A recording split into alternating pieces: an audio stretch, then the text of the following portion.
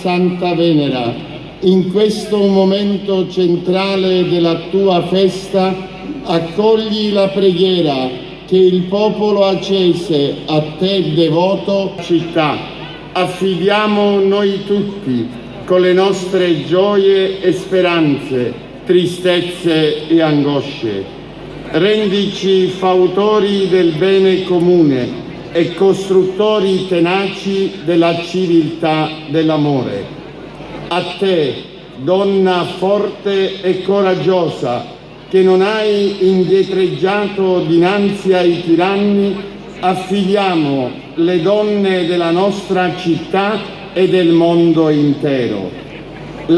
Come apporto unico ed originale che edifica qualsiasi ambito sociale, religioso, politico e umano.